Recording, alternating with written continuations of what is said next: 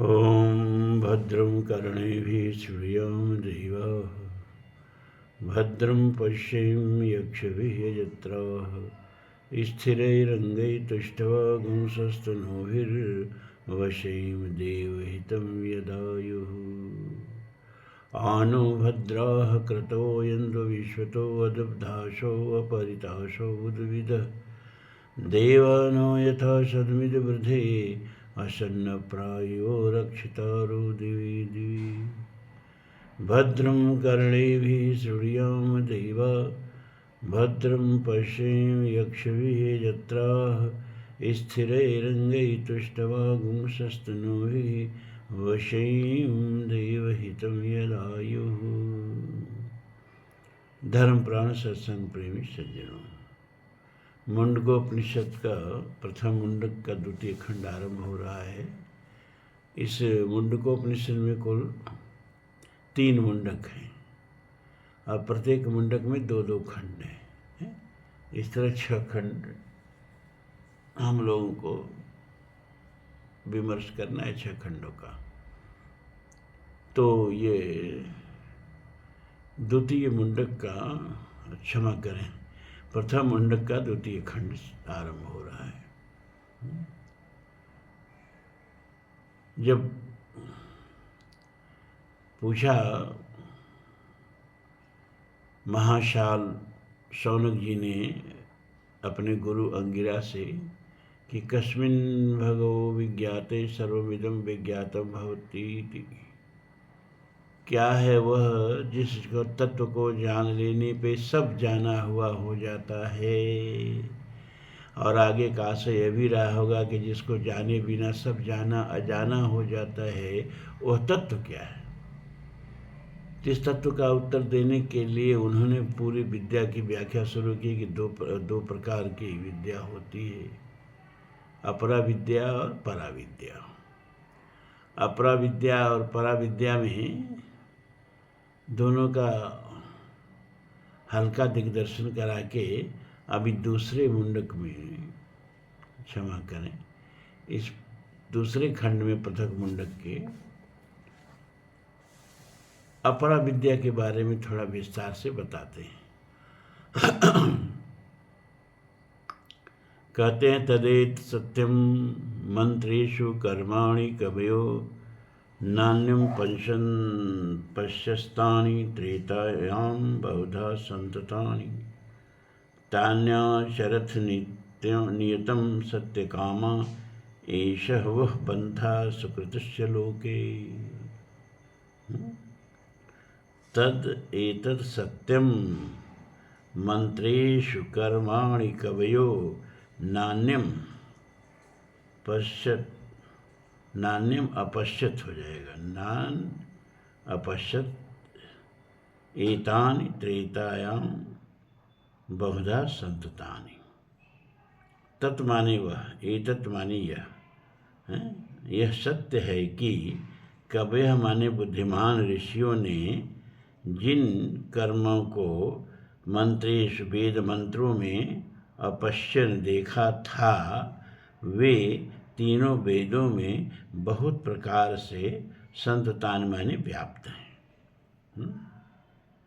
ऋषियों ने जिन कर्मों को आवश्यक समझा जीवन के अभ्युदय के लिए, मनुष्य के कल्याण के लिए और चित्त शुद्धि के लिए हैं, तो त्रेतायाम, यहाँ कुछ लोग त्रेतायाम का अर्थ त्रेता युग से भी लगा लेते हैं, क्योंकि वो मानस में तुलसी ने कहा ना कि त्रेता विविध यज्ञ नर करहि प्रभु ही समर्पि कर्म भव तरहि। और कुछ लोग त्रेतायाम का मतलब वेद त्रयी से लगाते हैं, ऋग्वेद, सामवेद, यजुर्वेद, है ना। ये 3 वेद ही पहले बहुत पुरातन हैं, हमें लग रहा है अथर्ववेद की रचना बाद में हुई। तो जब वेद त्रयी कहा जाए तो चारों वेदों को उसी में समझ लेना चाहिए। भगवान श्री राम भी जब हनुमान की वाग्मिता की प्रशंसा करके लक्ष्मण से कहते हैं तो तीनों वेदों का ही नाम लेते हैं।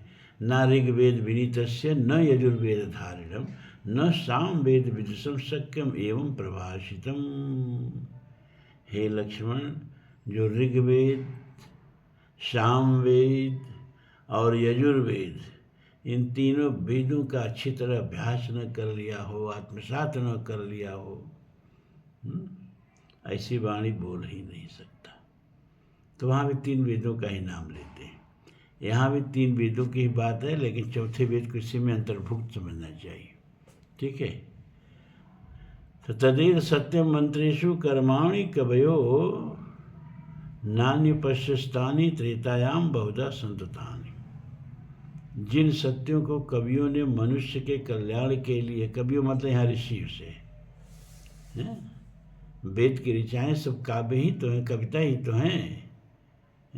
रामचरितमानस कविता ही तो है, महाभारत कविता ही तो है, श्रीमद् भागवत कविता ही तो है।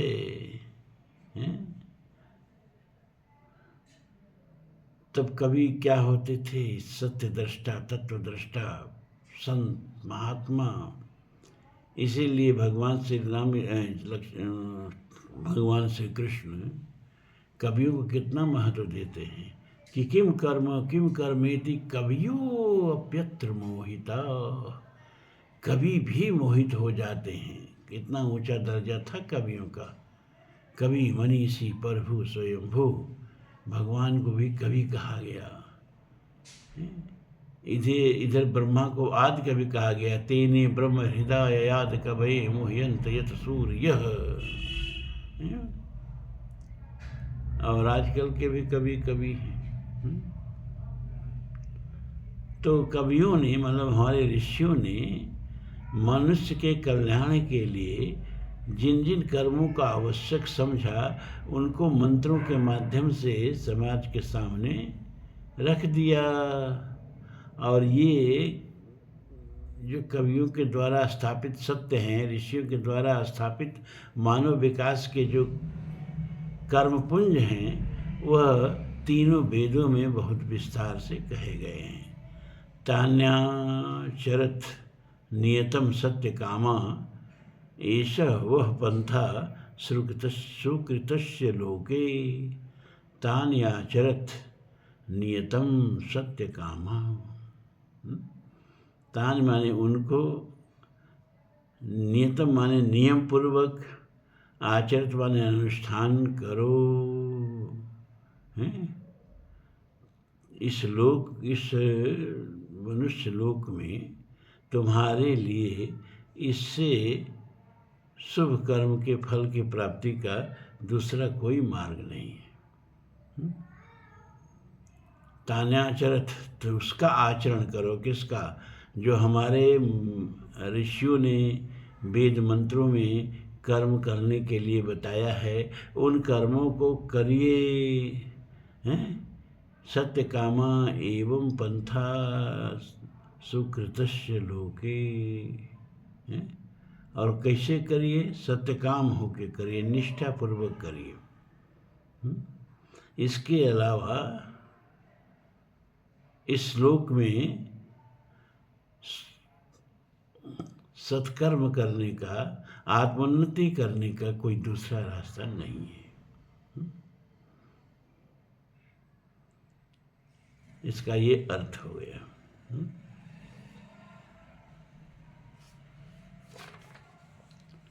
अब देखिए दूसरा अर्थ।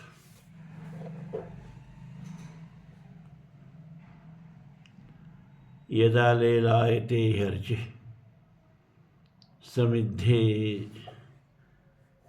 हव्यवाहने तदाज्य भागावंतरेणाहुति प्रतिपादयीत। यदा लेलायते हर्षि समिद्धे हव्यवाहने। यदा माने जब, जिस समय ही, माने जिस समय, हव्यवाहने समिद्धे। हव्यवाहन किसको कहते हैं? जो हव्य का वाहन करके देवताओं तक पहुँचाए। कौन हव्य का वाहन करके देवताओं तक पहुँचाता है? अग्निदेव। समृद्धि माने जब अग्निदेव खूब समृद्ध हो जाए, धधक के अग्नि लपलपाने लगे, जलने लगे, निर्धूम हो जाए, तो अर्ची लीलायते, जब अग्नि की ज्वालाएं लप लपाने लगे, लीलायते माने लप लपाने लगे, जैसे जीभ लप लपाई जाए हवि के लिए, अग्निदेव हवि मांगने लगे। तदा माने उस समय आज्य भागो अंतरेण, आज्य भाग की दोनों आहुतियों को स्थान को छोड़कर बीच में आहुति डालनी चाहिए। जब यज्ञ प्रज्वलित हो जाए ना, तो इसके बाद 2 आहुति तो इंद्र के नाम से डाली जाती है। 2 आहुतियाँ इंद्र के नाम से, उसको कहते हैं आधार। इसके बाद 2 आहुतियाँ आज्य भाग, सूर्य के नाम से और सोम के नाम से डाली जाती हैं। यज्ञ जो यज्ञ कुंड है, उसके ईशान कोण में, मतलब उत्तर पूर्व में, सूर्य के नाम से ओम सूर्याय स्वाहा एक आहुति देते हैं घृत की। और फिर दक्षिण पूर्व कोण में, यानी आग्नेय कोण में, वहाँ फिर एक अग्नि आहुति देते हैं ओम सोमाय स्वाहा। और फिर इन दोनों आहुतियों के बीच में अन्य आहुतियाँ मंत्र पढ़ के देनी चाहिए। और एक बात यहाँ विशेष करके बताया है कि आहुति कब देनी चाहिए, जब अग्नि निर्धूम होके जलने लगे। जब अग्नि अच्छी तरह से जलने लगे। और हमने देखा है, और आप लोग भी देख लीजिए, कि ये यज्ञ करने लोग बैठ जाते हैं, अब ले लेके हवी और थोड़ा सा घी। हवी रहेगी 5 किलो, घी रहेगा पाव भर, तो काम चलेगा। उधर 4-5 लोग बैठ के हवी डाल रहे हैं, एक आदमी तनी खुनी चम्मच से घी डाल रहा है, तो धुआं नहीं निकलेगा तो और क्या निकलेगा। और धुआं देती हुई अग्नि में प्रज्वलित अग्नि न हो, तो उसमें आहुति डालने से आगे क्या दूसरा परिणाम होगा बताएंगे, इस मंत्र में ही बताएंगे।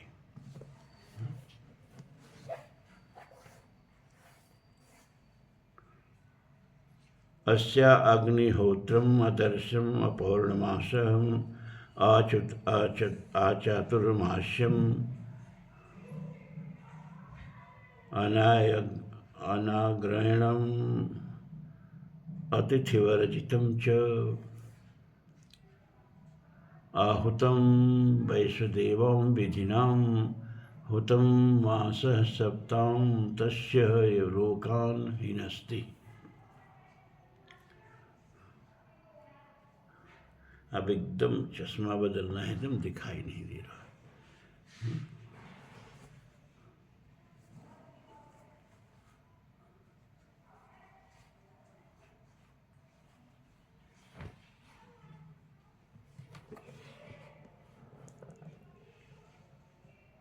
अस्या अग्निहोत्रम अदर्शम अपौर्णमास्यम अचातुर्मास्यम अनाग्रहणम अतिथि वर्जितम आहुतम वैश्वदेवं विधिना हुतं मास सप्तम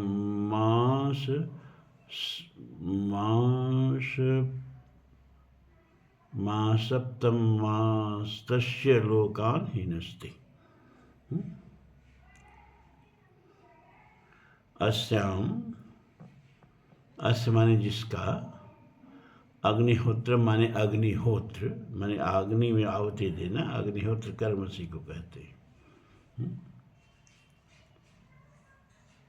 अदर्शम, दर्श मास यज्ञ से रहित है।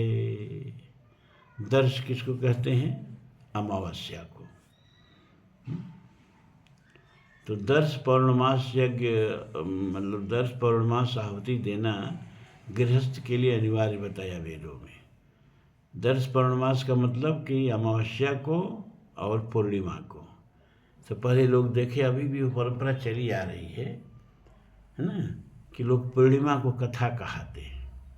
ये वही परंपरा चली आ रही है, लेकिन अमावस्या को नहीं कहते हैं। अमावस्या को जो आहुति देते हैं, जो अनुष्ठान कराते हैं, उसको दर्श, और पूर्णिमा को जो कहते हैं उसको पौर्ण यज्ञ कहा गया है। दर्श मास यज्ञ, पौर्णमास यज्ञ। अमावस्या को किए जाने वाला यज्ञ और पूर्णिमा को किए जाने वाला यज्ञ। तो जिसकी पूर्णाहुति, जिसकी क्षमा करें, अग्निहोत्र दर्श मास और पौर्णमास के बिना होता हो, और अचातुर्मास्यम, चातुर्मास में जो 4 महीने, अब तो 4 महीने को महात्मा लोग भी स्टार्ट करके 2 माह कर दिए हैं। गुरु पूर्णिमा से शुरू करते हैं और हमको लगता है भाद्रपद की समाप्ति पर समाप्त कर देते हैं। तो चातुर्मास यज्ञ के बिना होता है अनाग्रयणम, आग्रयण कर्म से रहित होता है। आग्रयण कर्म क्या भैया? जब फसलें हमारे घर आती हैं, है ना, शरद ऋतु में और बसंत ऋतु में। शरद ऋतु में कौन फसल घर आती है? धान, ये सब शरद ऋतु में तो अब घर आते हैं। और चैत मास में कौन फसल घर आती है? गेहूँ आदि आते हैं। तो जब हमारे घर में नया नया अन्न आए तो उस अन्न से यज्ञ करते हैं, उस यज्ञ को आग्रहायण कहते हैं। तो जिनके यहाँ आग्रहायण नहीं होता हो, मतलब जो नए अन्न को घर में आने पर उसको देवताओं को अर्पित न करते हों,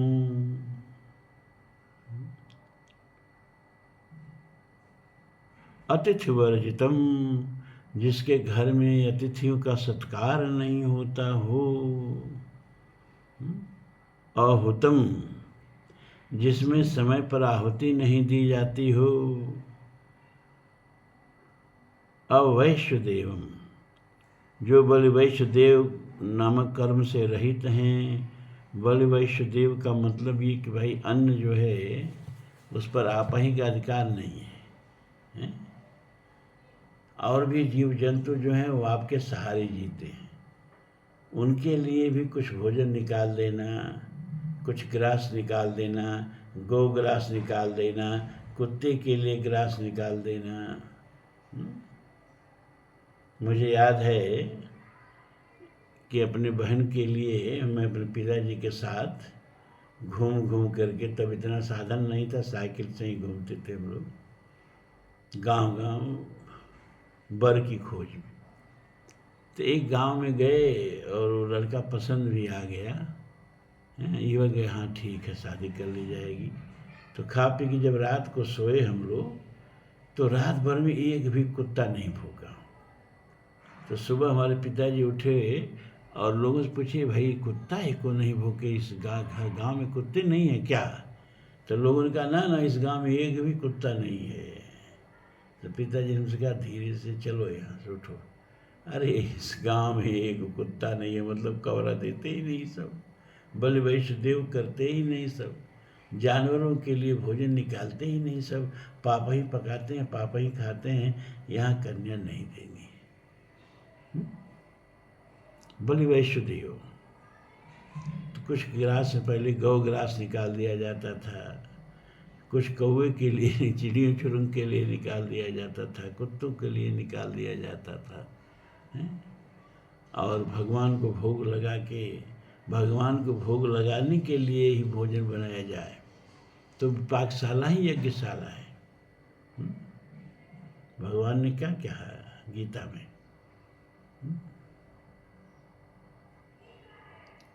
कि वह पाकशाला ही यज्ञशाला है अर्जुन, जो अतिथियों के लिए, जीव जंतुओं के लिए, पशु पक्षियों के लिए भी भोजन बनाया जाए। जो अपने ही लिए पकाते हैं, अपने ही खाते हैं, वो पाप ही पकाते हैं और पाप ही खाते हैं।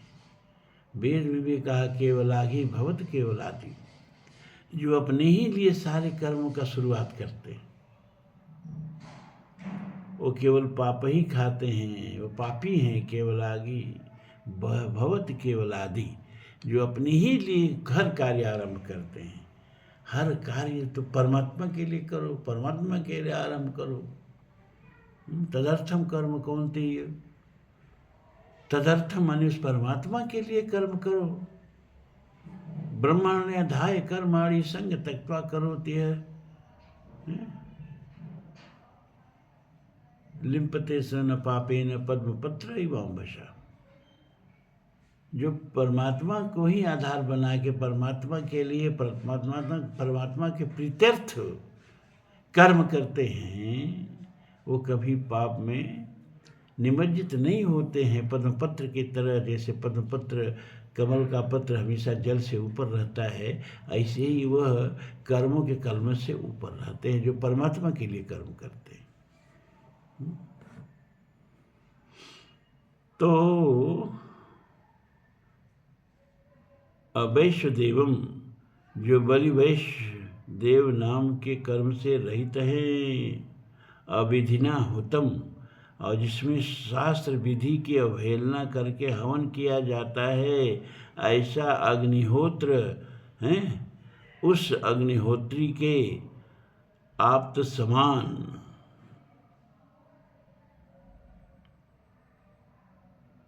लोकान हिनस्ति, सातों लोकों को और उसके पुण्यों को और उसके सुखों को नष्ट कर देता है।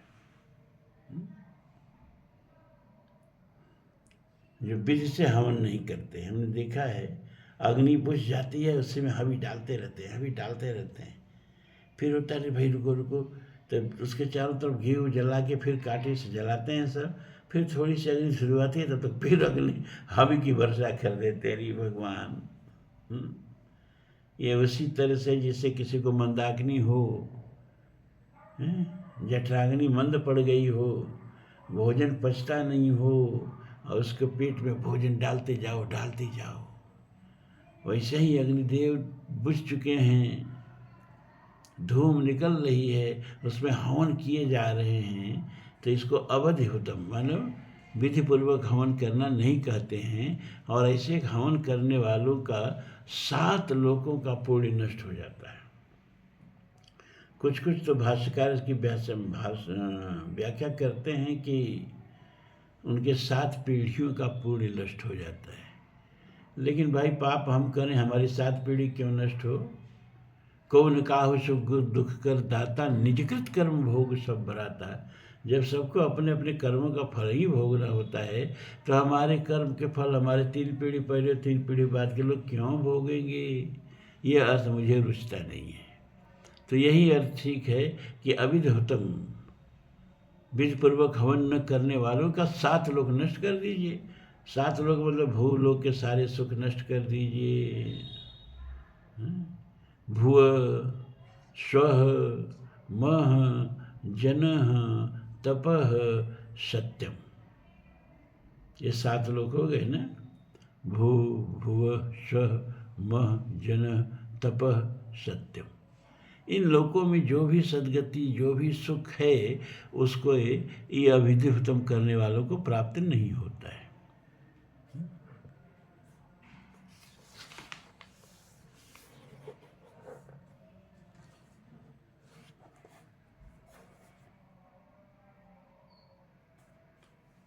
काली कराली च मनोजवा च सुलोहिता या च सुधूम्रवर्णा स्फुलिंगनी विश्वरुचि च देवी लीलायमाना इति सप्त जिह्वा। अभी अग्निदेव जो प्रज्वलित होते हैं, वो 7 प्रकार के अग्नियों का वर्णन यहाँ किया गया है। 7 प्रकार के अग्निदेव की जिह्वा होती है, जिसके माध्यम से वो हवि का भक्षण करते हैं और फिर उसके सत्व को देवताओं तक ले जाते हैं। उन 7 अग्नि की शिखाओं का नाम यहाँ दिया गया है। काली है, काली माने काले रंग की जो ज्वाला उठती है। कराली जो तनी भीषण ज्वाला उठती है, तेज ज्वाला उठती है, अति उग्र ज्वाला। मनोजवा, जो मन की भांति चंचल ज्वाला होती है, लपलपाती रहती है, मन की भांति चंचल होती है, मनोजवा। सुलोहिता, सुंदर लाल रंग लिए हुए। सुधूम्र वर्णा, सुंदर धुएं के रंग वाली। स्फुलिंगनी, चिनगारियों वाली तथा विश्वरुचि देवी, सब ओर से प्रकाशित दीप्यमान। इस प्रकार से ये 7 जो लपटें हैं 7 प्रकार की, ये अग्नि की 7 जिह्वाएं होती हैं, है ना। तो जब इस प्रकार अग्नि देवता आहुत रूप भोजन ग्रहण करने के लिए तैयार हों, तब आपको उसमें आहुति डालनी चाहिए, है? जब वो आहुति मांग रहे हों, ये नहीं कि अग्नि बुझ गई है, धूम निकल रहा है, उसी में स्वाहा स्वाहा स्वाहा 5 किलो हबी लेके बैठ जाएंगे। तिल है, चावल है, गुड़ है, जव है, उसमें कुछ मेवा होगा मिला करके, घृत मिला करके हबी बनती है। तो 5 किलो हबी हो तो उसका 1/4 घी होना चाहिए आहुति के लिए, तब तो जाकर के वो ज्वाला ठीक से जलेगी। कम से कम 1.5 किलो घी लेके बैठिए, 1.25 किलो घी लेके बैठिए 5 किलो हबी के साथ।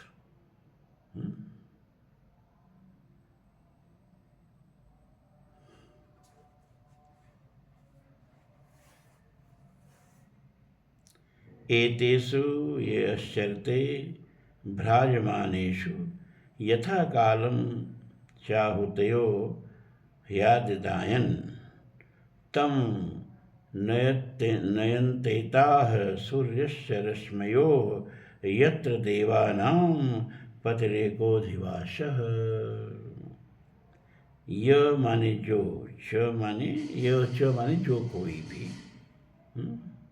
अग्निहोत्री, अग्निहोत्र करने वाला, अग्नि में आहुत डालने वाला।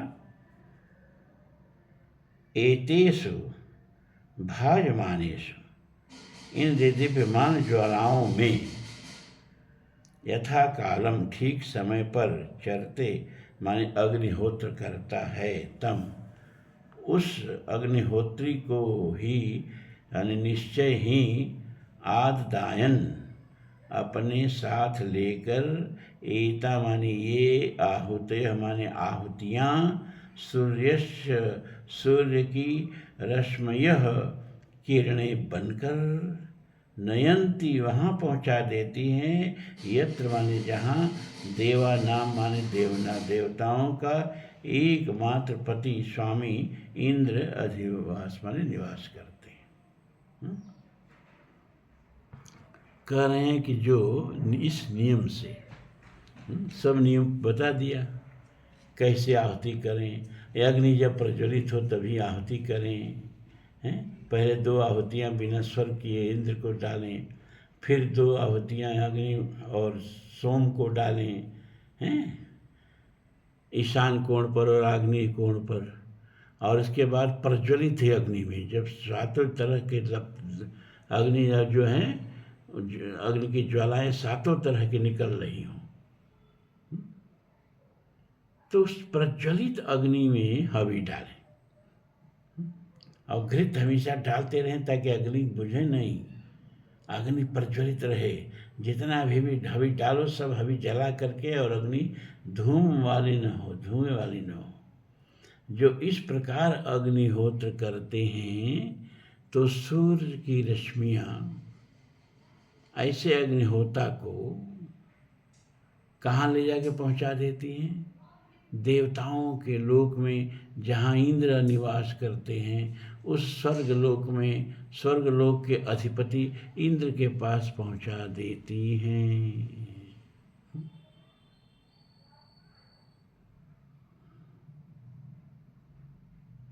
अब ये आप जो थोड़ा बहुत विज्ञान जानेगा तो सूर्य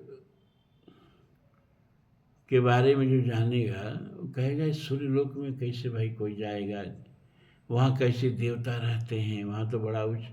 तो देखो अध्यात्म में जब चंद्रमा का नाम लिया जाए, सूर्य का नाम लिया जाए, तारा का नाम लिया जाए, तो उसका अर्थ वो नहीं होता जो आकाश में लाल गोला चमक रहा है, वो सूर्य नहीं होता है। दिवलोक को सूर्यलोक कहा जाता है, देवताओं के लोक को सूर्यलोक कहा जाता है। और ये दिवलोक कहाँ है, और चंद्रलोक को, पितरलोक को, चाहे अंतरिक्ष लोक, एक ही नाम है। चंद्रलोक कहो, चाहे अंतरिक्ष लोक कहो, चाहे पितृलोक कहो। यहाँ हमारे पितामह लोग जाते हैं, और उसमें भी जो होते पुण्यवान होते हैं वो आगे बढ़ के देवलोक में पहुँच जाते हैं। और वहाँ से भी अगर पुण्य का वेग ज़्यादा रहा तो फिर ब्रह्मलोक में पहुँचते हैं। तो ये सब लोग आप ये समझ रहे होंगे कि जैसे सूरज है आकाश में, वैसे ही सब आकाश में कई कई स्थित है। जी नहीं, ये आयामों का वर्णन है, ये भूगोल का वर्णन नहीं है।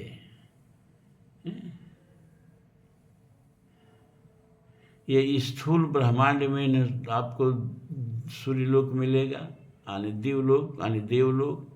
न स्थूल ब्रह्मांड में कहीं आपको पितृलोक, अंतरिक्ष लोक या चंद्रलोक मिलेगा,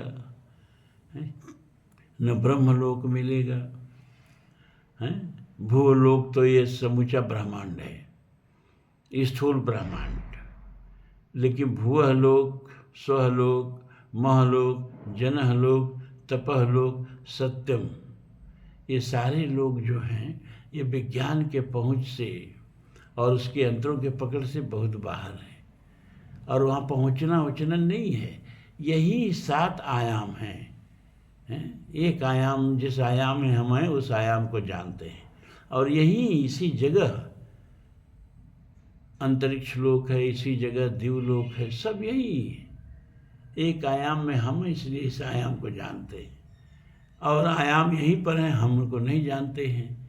जैसे उदाहरण के लिए समझ लीजिए गर्भ में बच्चा है, और यही है आपके घर में है, आपके कमरे में है, आपके साथ साथ वो गर्भस्थ बच्चा माता के साथ साथ चलता है।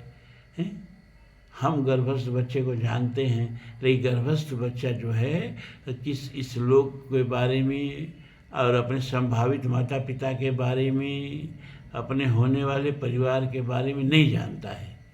जब वो इस लोक में आता है तो जानता है। इसी तरह से सूक्ष्म लोक वाले स्थूल लोक को जानते हैं, उससे सूक्ष्म वाले उससे उस स्थूल को जानते हैं। जैसे भूलोक वाले यानी पितृलोक वाले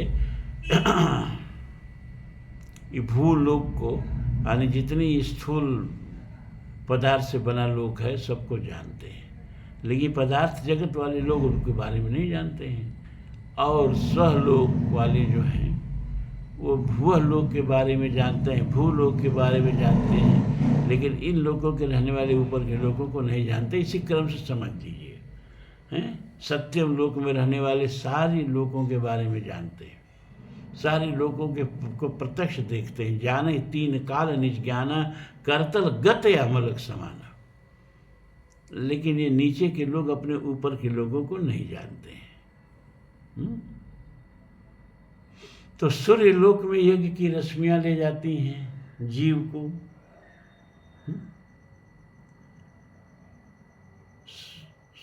सूर्य लोक में यज्ञ की ज्वालाएं सूर्य रश्मि बन के जीवों को ले जाती हैं, जहाँ देवताओं के अधिपति इंद्र का वास है। तो इस बात को ये समझिए कि सूर्य की रश्मियां मतलब क्या।